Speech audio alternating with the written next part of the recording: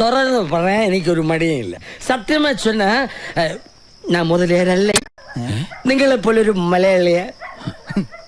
നിങ്ങൾ കണ്ടത് എന്റെ തന്തയുടെയും തള്ളയുടെയും പടമല്ല, അറിയാമോ? മദ്യപിച്ചിട്ട് ഇങ്ങനെ അച്ഛനെയും അമ്മയും തള്ളി പറയട്ടെ. ഞാൻ പറയും. ഞാൻ ഇന്നലെ തുടങ്ങിയതല്ല ഈ കുടി. എന്റെ അച്ഛൻ ശങ്കരൻ വേറെ ഒരു ദരിദ്രവാസിയായിരുന്നു. കഷ്ടം. എന്റെ മുത്തച്ഛൻ കാഞ്ചീപുരം തെരുവിൽ മുണ്ടും തോർത്തും വിറ്റ് നടന്നിരുന്ന ഒരാളായിരുന്നു. മുത്തച്ഛന്റെ അച്ഛനും വേറും തറ കച്ചവടം. പിന്നെ എങ്ങനെ ഈ നിലയിലെത്തി? കരയരുത്. എന്റെ അച്ഛൻ ശങ്കരൻ ഒരു മുതലയാർ പെണ്ണിനെ കെട്ടി, മീനാക്ഷി അമ്മ. അങ്ങനെ വെറും ശങ്കരലിംഗ മുതലയാരായി. പിന്നെ ഒറ്റ കേറ്റമായിരുന്നു. തെങ്ങിലേക്കോ? ഏത് തെങ്ങ്? അല്ല, പിന്നെയും ശങ്കരൻ തെങ്ങിലേക്കെന്ന് കേട്ടിട്ടുണ്ട്, അതുകൊണ്ട് ചോദിച്ചതാ. ഓ, പഴമൊഴി. ഇത് ബിസിനസ്സിലേക്കുള്ള കയറ്റം, വെച്ചിടി കയറ്റം. ഓ, പക്ഷെ ചാകാൻ നേരത്ത് ഭാര്യയുടെ പേരിട്ട പേരക്കിടാവിന്റെ പേരിൽ അങ്ങനെ സ്വത്തുമൊഴി ഇത് വെച്ചിട്ട് വെള്ളമിറങ്ങാതെ ഗോവിന്ദ ഗോവിന്ദ എന്ന് പറഞ്ഞ് മേലോട്ട് പോയി. നിങ്ങൾ തമ്മിൽ ഉടക്കായിരുന്നു? ഇല്ലെന്ന് പറഞ്ഞൂടാ. അത് വെച്ചിട്ട് എനിക്കൊരു പണി തന്നതാ പരമനാറി. പേരായിരിക്കും.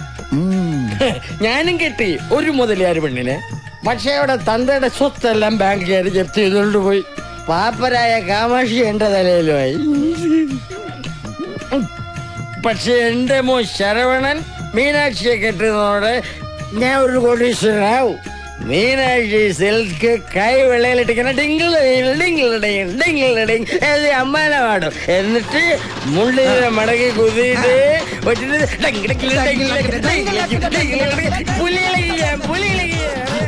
എന്തായി കാണിക്കുന്നത്? ഔട്ട് ഹൗസിലേക്ക് പോരുന്നത് കണ്ടപ്പോഴേ ഞാൻ സംശയിച്ചതാ ആ മാരിയപ്പം കൊണ്ടുവന്ന് ഇവിടെ ഒളിപ്പിച്ചു വെച്ചിട്ടുണ്ടാവുമെന്ന്. അതെ, ഒന്നും തോന്നരുത് കേട്ടോ.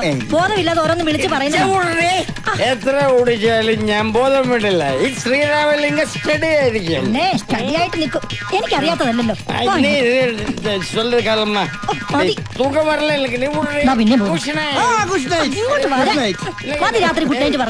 ഇതാണ് ഓരോരുത്തരുടെ തനി സ്വഭാവം അറിയണമെന്നുണ്ടെങ്കിൽ ബിവറേജ് വാട്ടർ ഉള്ളിൽ ചെല്ലണമെന്ന് പറയണത്. കല്യാണം കഴിയുന്നത് വരെ ഈ പുലികളി കാണേണ്ടി വരുമോന്നാ എന്റെ പേടി.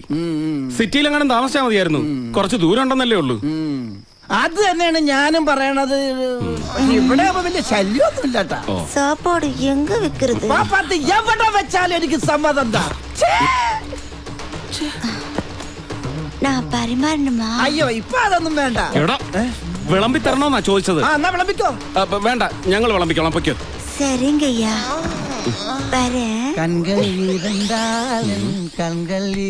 ആ രണ്ട് കണ്ണ് ഞാൻ കുത്തിപ്പൊട്ടിക്കും. പോയി വിളമ്പടാ. ആ കുട്ടി വെറും പാവോ. ഏത് കുട്ടി? മീനാക്ഷി. ഏയ്, അത് പാവൊന്നുമല്ല. കോടിക്കണക്കിന് രൂപയുടെ സ്വത്തുള്ള പെണ്ണ. സ്വത്തിന്റെ കാര്യമല്ല പറഞ്ഞത്. പിന്നെ എന്നോട് മനസ്സ് തുറന്ന് കൊറേ കാര്യങ്ങൾ സംസാരിച്ചു. അല്ലേലും മനസ്സ് തുറപ്പിക്കാതിനൊക്കെ നല്ല മിടുക്കാണല്ലോ. കട്ടിക്കിടിച്ചാ തുറക്കാത്ത എന്റെ മനസ്സ് മേശ വലിപ്പ് തുറക്കും പോലെ ഈസി ആയിട്ട് തുറന്നു കളഞ്ഞില്ലേ? നജീക നിർത്തി. മീനാക്ഷിയെ കണ്ടപ്പോ ഏതോ മുജ്ജന്മത്തിൽ പരിചയമുള്ള ഒരാളെ കണ്ട പോലെയോ എനിക്ക് തോന്നിയത്. ഒരുപക്ഷെ ഈ മീനാക്ഷി കഴിഞ്ഞ ജന്മത്തിൽ ആതിരയുടെ അമ്മായി അമ്മയായിരുന്നിരിക്കും. എന്തിന് അമ്മായി അമ്മ? നാത്തൂനായ പോലെ. കഴിഞ്ഞ ജന്മത്തിലെ അമ്മായി അമ്മയാണ് ഈ ജന്മത്തിലെ നാത്തൂനായി ജനിക്കുന്നത്. ആണോ എന്ന് ചിലരൊക്കെ പറയാറുണ്ടെന്ന് തോന്നുന്നു. സത്യം പറഞ്ഞ ആ കുട്ടി എന്റെ നാത്തൂനായിരുന്നെങ്കിലെന്ന് ഞാൻ ആശിച്ചു പോയി. അത് പ്രശ്നമല്ല. കഴിഞ്ഞ ജന്മത്തിൽ മീനാക്ഷിയുടെ അമ്മായി അമ്മയായിട്ട് ജനിക്കണേ എന്ന് പ്രാർത്ഥിച്ചാ മതി. അപ്പൊ ഈ ജന്മത്തിൽ അതിന്റെ നാത്തൂനാവും. മനസ്സിലായില്ലേ? ഈ ജന്മത്തിലെ നാത്തൂനായിട്ട് ജനിക്ക. നീ ആ പപ്പടം ചേർത്ത്. ഇത് രാജ്യം വേറെയാണ്. ഇതങ്ങനെ മുതലേറെ ആൾക്കാർ കേട്ടാലുണ്ടല്ലോ, ആ നിമിഷം നമ്മളെ എല്ലാരെയും ബാക്കപ്പ് ചെയ്യും. അങ്ങനെയാണെങ്കിൽ വേണ്ട.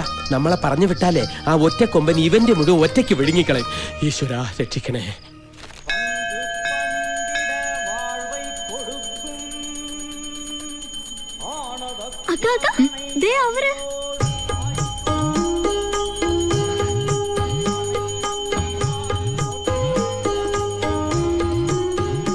എന്നോട് നോണ പറഞ്ഞല്ലേ? നോണയാ? 4-5 മക്കളുണ്ടെന്ന് പറഞ്ഞില്ലേ? അതാണോ? നീനുവൊക്കെ താൻ പറഞ്ഞത് നിങ്ങക്ക് കല്യാണമേ കിട്ടിക്കില്ലെന്ന്.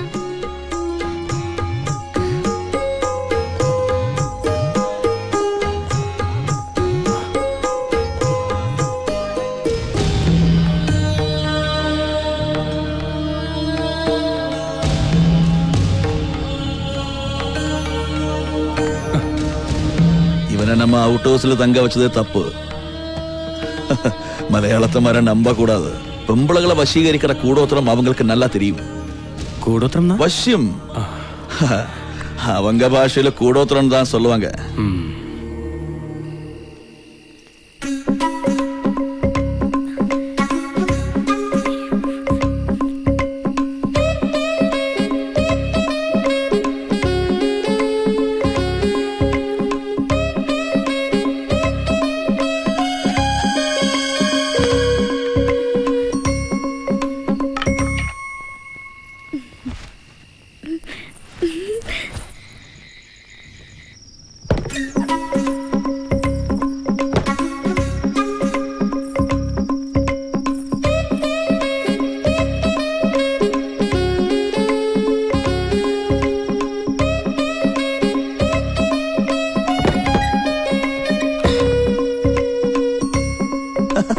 என்னடி இது? மீனுக்கு குடிச்சிட்டு இருக்க, சத்தம் போடாத. என்னடி இது? அந்த ஆளோட சட்டை ஏன் திருடிக்கிட்டு வந்த? சொல்லடி. அது அது அது வந்து எனக்கு அவரை ரொம்ப பிடிச்சிருக்கு மாமா. அவரை எனக்கு கட்டி வச்சிடுங்க. என்னது? அவரை உனக்கு கட்டி வைக்கிறதா? உனக்கு என்ன பைத்தியமா? ஆமா, அவர் மேல எனக்கு பைத்தியம் தான். அப்பா கிட்ட அம்மா கிட்ட சொல்லி எங்க கல்யாணம் நீங்க தான் நடத்தி வைக்கணும். சொல்லுங்க மாமா, கட்டி வைக்கிறியா? கட்டி வைக்கிறேன். ரொம்ப தேங்க்ஸ் மாமா. ஆனா நான் சொல்ற மாதிரி நீ செய்யுமா? எது வேணாலும் செய்றேன். இந்த மாதிரி மாமாவுக்கும் மீனாட்சி அக்காவுக்கும் ரகசிய தொடர்பு இருக்குன்னு நீ சொல்லணும். அது அது நீ கண்ணாலே பார்த்தேன்னு சொல்லணும். சொல்றியா? அது போய் தானே மாமா. உனக்கு வந்த சரத்குமாருக்கும் கல்யாணம் நடக்கணுமா வேண்டாமா? நடக்கணும். அப்ப நீ சொல்லித்தான் ஆகணும். சொல்றியா? யார்கிட்ட சொல்லணும்? அது நான் அப்புறமா சொல்றேன். அதுவரை யாருக்கிட்ட சொல்லக்கூடாது. என்ன?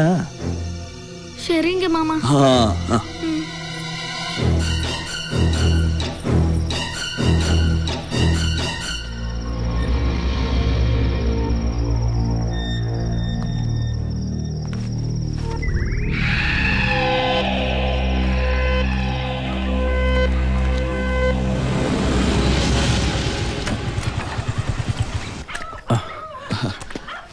மாரியன் இந்த நேரத்துல ஏன் எங்க? அல்ல அது வந்து பின்னால என்னமா மறைச்சு வச்சிருக்க? ஒண்ணும் இல்ல. என்ன நான் பார்க்க கூடாதா?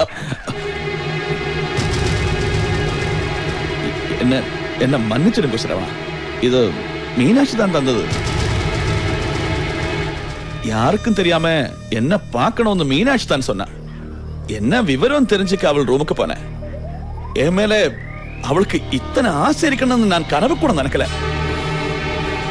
ஆனா ஆனா தப்பு நடந்து போச்சு. நான் ஒரு ஆம்பளை தானே. நாளைக்கு சரவணனுக்கு நிச்சயதார்த்தம் செய்ய போற பொண்ணு அவளை தானே நினைக்கணும். இந்த விஷயம் வெளியே யாருக்குமே தெரிய வேண்டாம். நீ அவளுக்கு தாலி கட்டிடு. நான் இந்த பக்கமே நீ வர வேண்டாம். நான் பொறுக்கையா இருக்கலாம், ஆனா எனக்கு வரப்போற பொண்டாட்டி வருவது எச்சிலா இருக்க கூடாது. நான் இப்படி எல்லாருக்கிட்ட சொல்றேன். வேண்டாம், உனக்கு பிடிக்கலன்னா நானே அவள் கழுத்துல தாலிடுறேன். நாளைக்கு நிச்சயதார்த்தத்துக்கு நாட்டாம வரும்போது எல்லாருக்கும் முன்னால இந்த தப்பு நானே ஏத்துக்கிறேன்.